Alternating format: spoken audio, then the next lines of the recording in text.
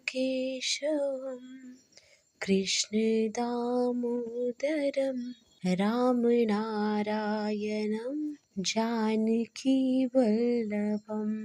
आप सभी का मेरे YouTube चैनल पर स्वागत है।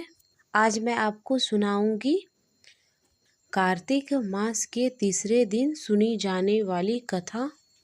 कार्तिक मास प्रतीक्षा में एक बार राधा कुंज में बैठी हुई थी। कृष्ण की प्रतीक्षा करते करते काफी समय बीतने लगा। उधर राधा रानी की चिंता भी बढ़ने लगी।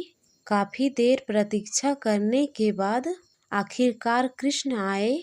तब उन्हें राधा देखकर उन पर क्रोधित हो उठी।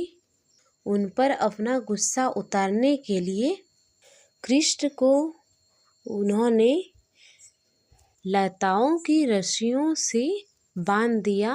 फिर भी कृष्ण यह सब देखकर भी मन ही मन मुस्कुराते रहे। यह देखकर राधा थोड़ी ही देर में सामान्य हो गई और कृष्ण से देरी से आने का कारण पूछ लिया। कृष्ण ने उन्हें तब मुस्कुराते हुए बताया, उस दिन कार्तिक में मनाया जाने वाला एक पर्व था और मैया यशोदा ने उन्हें रोक लिया था और आयोजन के बाद ही उन्हें आने दिया। इसीलिए आज उन्हें आने में तनिक देर हो गई। कारण जानकर राधा रानी को अपने भूल का पछतावा हुआ और कृष्ण से क्षमा मांगने लगी। इस पर कृष्ण ने कहा, हे राधे, क्षमा मत मांगो, मैं तो तुम्हारे साथ ही बंधा हुआ हूँ। आज मुझे तुमने प्रत्यक्ष रूप में बांध लिया है, इसलिए यह महीना मुझे विशेष रूप से प्रिय होगा। और इसी तरह कार्तिक महीने को एक नाम मिल गया, राधा कृष्ण दामोदर मास। ऐसी मान्यता है कि कार्तिक मास में दामोदर यानी कि ओखल से बंधे हुए भगवान कृष्ण की पूजा करनी चाहिए। भगवान दामोदर को दीपदान करने का इस माह में विशेष महत्व है। भगवान दामोदर के लिए दीपदान करने का आशय है कि भगवान दामोदर की धूप दीपक जलाकर आरती करनी चाहिए। ऐसा करने से भगवान कृष्ण प्रसन्न होते हैं और अपने भक्तों की मनोकामना को पूरी करते हैं। आइए सुनते हैं कार्तिक मास का तीसरा अध्याय। कार्तिक मास का तीसरा दिन है 19 अक्टूबर, दिन शनिवार। आइए सुनते हैं कार्तिक मास का तीसरा अध्याय। आज का अध्याय प्रारंभ करने से पहले आप सभी से अनुरोध है, कमेंट बॉक्स में कार्तिक भगवान की जय जरूर लिखें। कार्तिक मास के महत्व के बारे में भगवान कृष्ण अपनी पत्नी सत्यभामा से वार्तालाप कर रहे हैं। इस बीच उन्होंने जो भी वार्तालाप किया वो आप मेरे कथा 2 में सुन सकते हैं। कृष्ण भगवान को सत्यभामा ने कहा, हे प्रभु, आप तो सभी कामों में व्यापक हैं, काल भी आपके समान है। फिर यह कार्तिक मास ही सभी मासों में सबसे श्रेष्ठ क्यों माना गया है? क्यों यही मास आपका सबसे प्रिय है? आप सभी तिथियों में एकादशी, सभी मास में कार्तिक मास अपने प्रिय मास क्यों कहते हैं?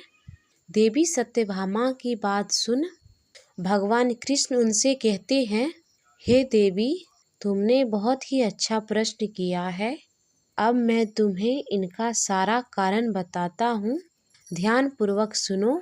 इसी प्रकार एक बार महाराज वेल राजा पृथु ने एक बार महाराजा बैन के पुत्र प्रश्न के उत्तर में देवर्षि नारद से प्रश्न किया था, जिसका उत्तर देते हुए देवर्षि नारद ने कार्तिक मास की महिमा बताते हुए कहा, हे राजन, एक समय शंख नाम का एक राक्षस बहुत बलवान और अत्याचारी हो गया था। उसके अत्याचार से तीनों लोक में त्राही मच गई। उस शंखासुर ने स्वर्ग में निवास करने वाले देवता पर विजय प्राप्त कर लिया। इंद्रदेव इत्यादि सभी देवताओं के अधिकार भी छीन लिए। इससे भयभीत होकर समस्त देवता अपने अपने परिवार सहित सुमेरु पर्वत की गुफा पर कई दिनों तक छुपे रहे। तत्पश्चात निश्चित होकर सुमेरु पर्वत पर कई दिनों तक छुपे रहे। तत्पश्चात वह निश्चित होकर सुमेरु पर्वत के गुफाओं में रहने लगे। उधर जब शंखासुर को इस बात का पता लगा कि देवतागण आनंद पूर्वक सुमेरु गुफा के पर रह रहे हैं, तो उसने सोचा ऐसी कोई दिव्य शक्ति अवश्य है जिसके प्रभाव से अधिकारहीन यह देवता अभी तक बलवान बने हुए हैं। सोचते सोचते शंखासुर इस निर्णय पर पहुंच गया। वेद मंत्रों के बल के कारण देवतागण बलवान हो रहे हैं। यदि उनसे वेद ही छीन ली जाए तो वे तो बलहीन हो जाएंगे। ऐसा विचार कर शंखासुर ब्रह्मा जी के सत्यलोक से शीघ्र ही वेदों को हर कर ले आया। जिस समय शंखासुर ब्रह्मा जी से वेदों को चुरा रहे थे, तभी उसके द्वारा चुराए गए वेद उसके भय से चंगुल से निकल गए और जल में जाके समा गए। शंखासुर ने वेद मंत्रों को ढूंढते हुए सागर में भी प्रवेश कर लिया। ना तो उनको वेद मंत्र और ना ही बीज मंत्र मिल पाए। जब शंखासुर सागर से निराश होकर वापस आए, तब उस समय ब्रह्मा जी पूजा की सामग्री लेकर सभी देवता गणों के साथ भगवान विष्णु की शरण जा पहुँचे। भगवान को गहरी निद्रा से जगाकर के लिए गाने बजाने लगे। धूप गंध आदि से बारंबार उनका पूजन भी करने लगे। इस प्रकार धूप दीप नैवेद्य आदि अर्पित किए जाने पर भगवान श्री हरि की निद्रा टूटी और वह देवताओं सहित अपनी पूजा करते हुए देखकर अत्यंत प्रसन्न हुए तथा इस प्रकार कहने लगे, हे देवतागणों, मैं आप सभी के इन कीर्तन और पूजन से अत्यंत प्रसन्न हूँ।